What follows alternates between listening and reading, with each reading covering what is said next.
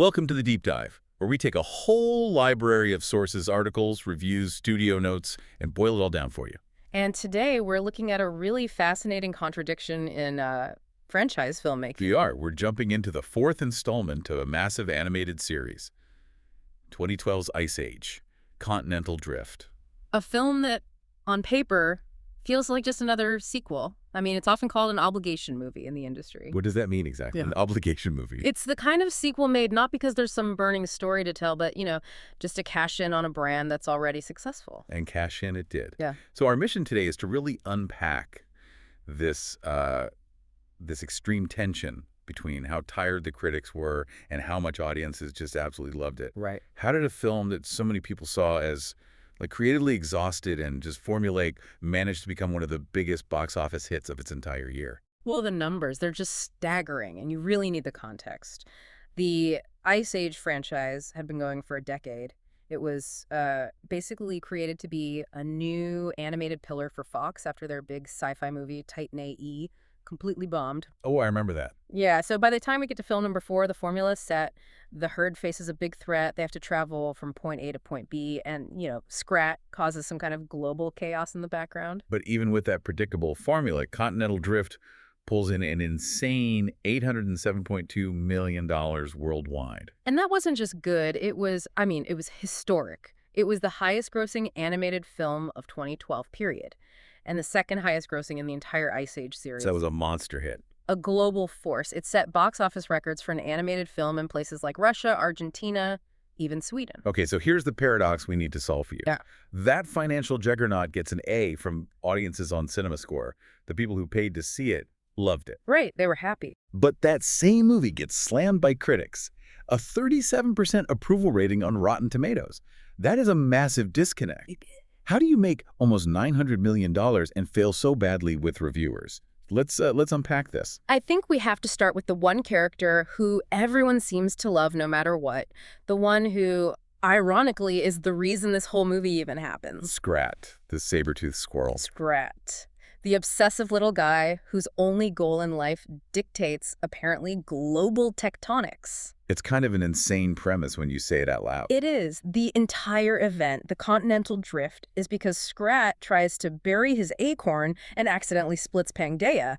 A minor character causes a global cataclysm that drives the entire plot. And the sources all say that the few minutes he's on screen, especially in those teaser shorts, the Continental crack-up parts, Yeah. that those are the funniest, most creative scenes in the whole movie. It's almost like the best parts had nothing to do with the main story. It's a running theme, for sure. And that big tectonic shift he causes, it immediately splits up the main herd. So the film has to run two different storylines at the same time. Exactly, which a lot of critics felt made it feel busy, even for a movie that's only 88 minutes long. So tell us about those two tracks. What's happening? Okay, so on one side you have the main trio, Manny, Sid, and Diego plus Sid's newly arrived grandmother, Granny. They're all stuck on a drifting iceberg. Okay. And they almost immediately run into a crew of animal pirates who are sailing on another iceberg, led by the villain, Captain Gut.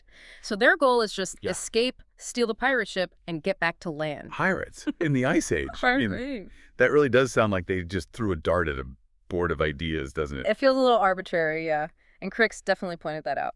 Meanwhile, back on the mainland, you've got the second story. Right, with Ellie and Peaches. Yeah, Manny's wife, Ellie, and their now teenage daughter, Peaches, plus Crash and Eddie. They have to trek towards this land bridge for safety because a giant land shift is literally closing in behind them. And this is where the critics really felt the fatigue setting in, right? The emotional arcs in these plots are just so predictable. Absolutely. The subplots are the core of the problem for them. You've got Manny dealing with the cliche, overprotective dad of a teenage girl thing. He's trying to hold on. She's trying to get some freedom.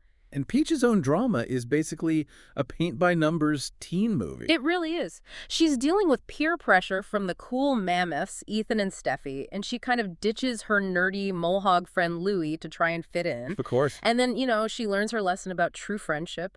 One reviewer literally called it borrowed from every 1980s teen comedy. Did they at least like the little romance they gave Diego? That was maybe the one saving grace.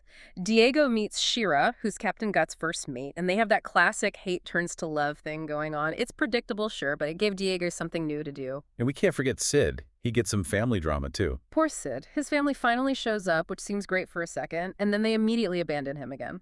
Brutal. Just brutal.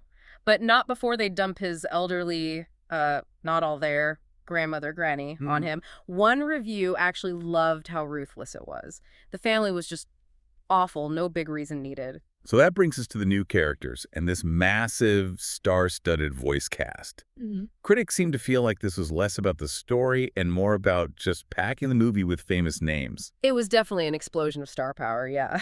You have the original guys, Ray Romano, John Leguizamo, Dennis Leary, and Queen Latifah. But who are the big new additions? Well, the main villain, Captain Cut, was voiced by Peter Dinklage. You had Jennifer Lopez as Shira, Diego's love interest.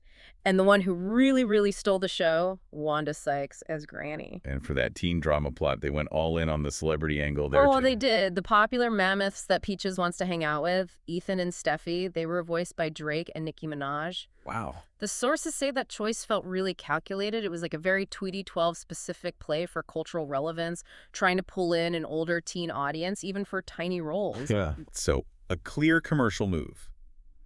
But did any of these big names actually make the movie better? Or was it just distracting?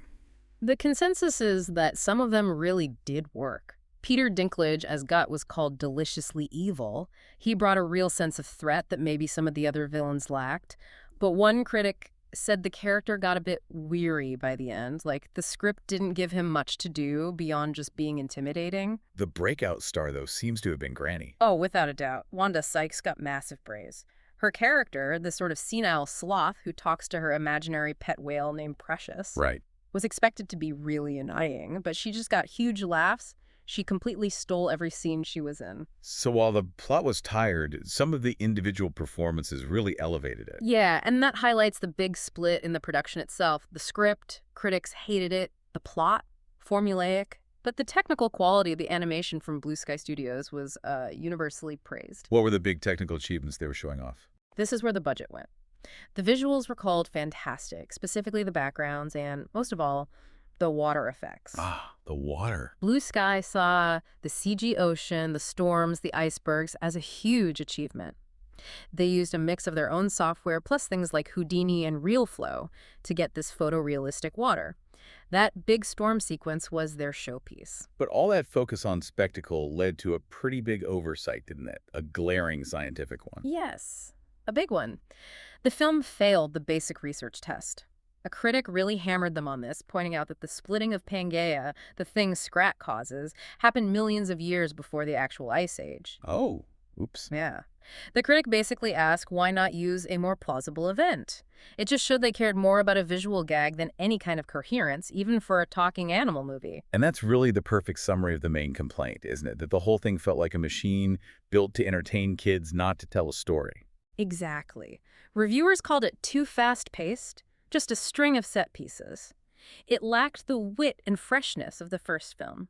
It was, and I'm quoting here, a straight-up babysitting movie. They even had issues with stuff like the musical number. Right. The one sea shanty, Master of the Seas, sung by Peter Dinklage and the Pirates. Critics called it bizarre and totally unnecessary. It just felt shoved in there. And if you paid extra for 3D, you probably weren't happy. Not at all. User reviews said it was barely used and sometimes just gave them a headache. You can even see some corner cutting in the music. John Powell came back to do the score, but one critic pointed out that some of the music was just recycled from the second film, The Meltdown. It all just added to this feeling that the effort was kind of diminishing, except for the big, expensive animation. So on one side, critics see a tired, cynical cash grab. On the other, audiences throw almost $900 million at it and give it an A. The film clearly delivers something that critics were missing. It delivered what the audience came for, satisfying escapism and those core family values. You know, for that audience, it worked. The characters were still funny, there was action, and it reinforced positive messages about friendship and loyalty. That familiarity is the product. It is. One user review summed it up perfectly. Love it or hate it, you will go and watch these crazy fun animals surviving the Ice Age. But what happens after the movie leaves theaters?